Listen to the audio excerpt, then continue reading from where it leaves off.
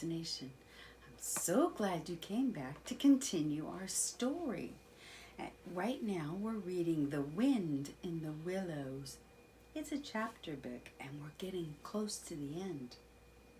We are now on chapter 10 and it's called The Further Adventures of Toad.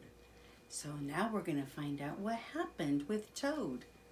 Last time we saw him, he was sleeping in a hollow tree, right? Let's see. The sun streamed into Toad's tree hollow very early in the morning. He had been dreaming of Toad Hall. He awoke, sat up, rubbed his eyes, and wondered where he was. Then he recalled everything. How happy he felt to be free! Toad combed the leaves from his hair and headed off into the woods once again. He wished that he had someone to talk to. As he marched along a canal's edge, a barge towed by a horse appeared. Its only occupant was a large woman wearing a bonnet. "Good morning, ma'am," she called to Toad. "It would be, ma'am," Toad said, "if I weren't in such trouble.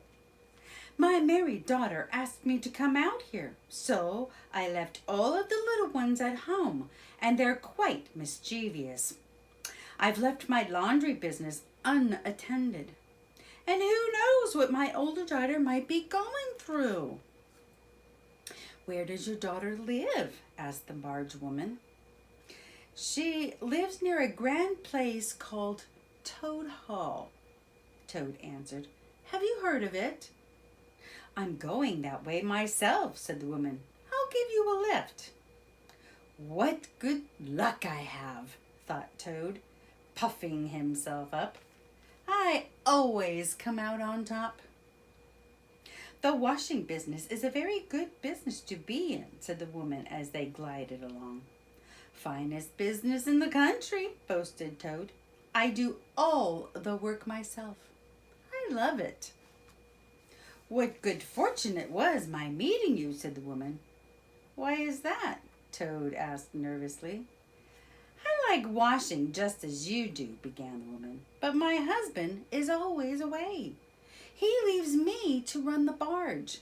Today he is off with his dog, hunting for dinner. I never have time for laundry." Toad tried to change the subject, but the woman kept talking. "I can't think of anything but my wash," she said. "Would you be so kind as to go into the cabin and fetch some of my laundry? You'll also find a bucket and soap. I know you'll be happy doing something that you love."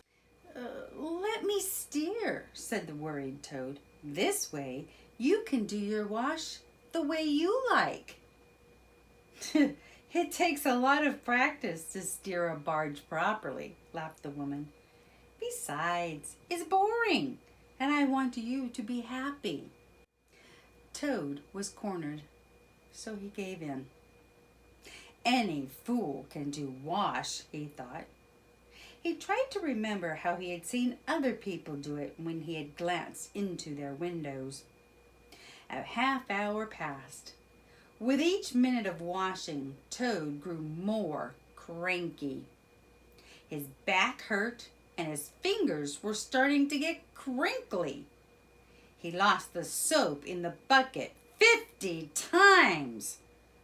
A sudden burst of laughter made him turn around. "I've been watching you the whole time," laughed the woman. "I knew from the beginning that you were a humbug. I knew it from the way you boasted. I'll bet you never washed anything in your life." Toad's temper boiled over. "You common barge woman," he yelled.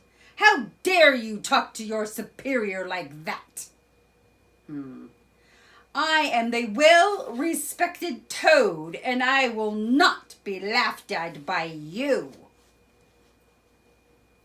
"Why, you are Toad," said the woman as she took a closer look. "I will not have a nasty, slimy Toad on my clean barge." She grabbed Toad by the legs and flung him overboard. Well, that wasn't very nice either. Toad hit the water with a loud splash. Although the water was cold, it did not cool the heat of his temper. He splashed to the surface and looked back to see the woman laughing at him. And how he wanted to get even with her. When he reached the shore, Toad rested for a few moments to catch his breath. Then he ran as fast as he could toward the barge, thirsty for revenge. The woman was still laughing at him. He ran swiftly, untied the horse that was pulling the barge, and jumped on its back. When he looked back, Toad saw that the barge and the woman had run aground. That means they got stuck on the land. After galloping a long way, the horse stopped to nibble some grass. Now, technically, Toad stole that horse. I guess he hasn't learned the error of his ways just yet, huh? Toad looked around. He was in a large meadow. Near him was a gypsy caravan. A man sat next to it. A fire burned close by, and Toad smelled the aroma of delicious food cooking. Now he was really hungry.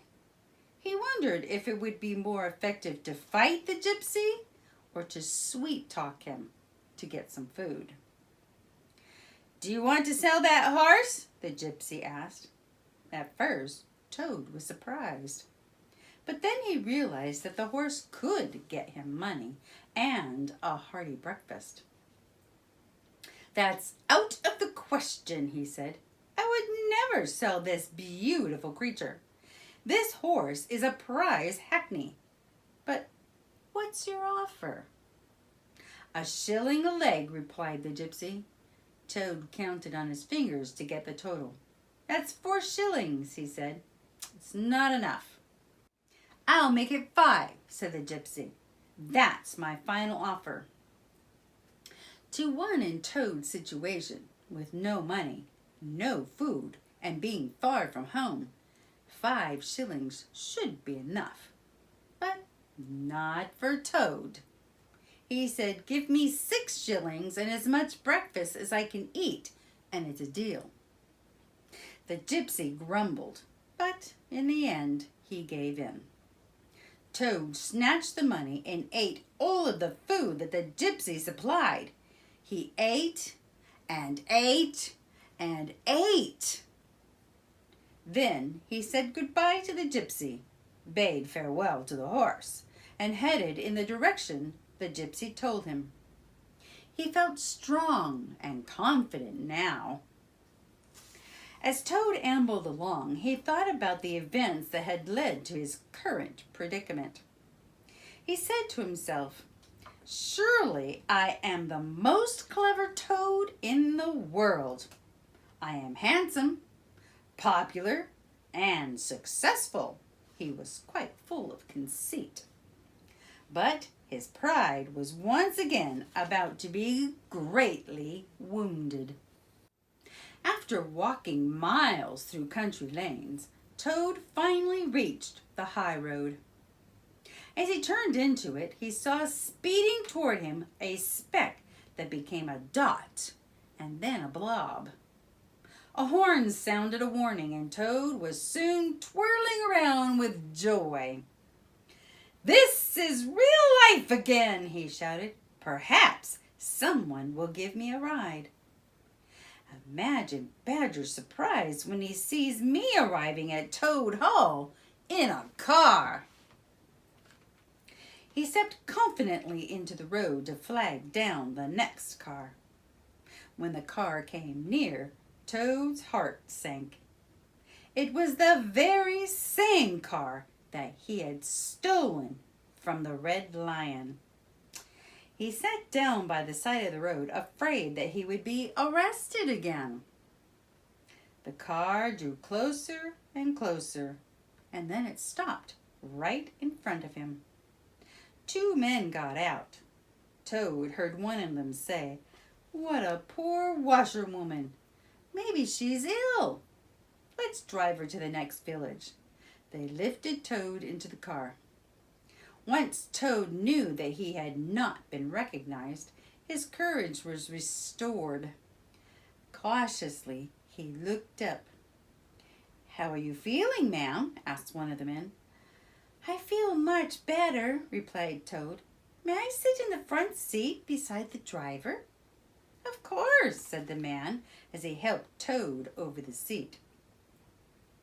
Toad was overjoyed. "Please, sir, may I drive for a while?" he asked. "I like your spirit," said the man. "Go ahead, have a try." Toad eagerly took the wheel. He drove very carefully at first, but then he went faster and faster. "Be careful, washerwoman," the man said. This made Toad angry. "I am Toad, the car snatcher, prison breaker, Toad who always escapes. Have no fear," he screamed. All at once, the men rushed at him. "Seize him!" they cried. They should have thought to stop the car before they tried to capture Toad. With one swerve of the wheel, Toad sent the car crashing into a hedge. He landed in the soft grass of the meadow, but the car was submerged in a pond. That means it sunk under the water. And the men splashed around in the water. Toad got up and ran off as fast as he could. When he finally caught his breath, he began to giggle. He thought, as usual, "I come out on top. What a great Toad I am! How clever I am!" Then he heard a noise. When he turned around, he saw the men running after him. Toad, too, began to run. He was terrified. "How silly I am," he thought. Once again, Toad was in trouble. The men were catching up to him. He tried his best to outrun them, but his legs were short. He struggled on frantically. Suddenly, he found himself underwater. In his panic, he had run right into the river. As he swam, he promised never to steal or be conceited again. He approached a big hole in the bank. With his paw, he grabbed onto the bank and pulled himself out of the water.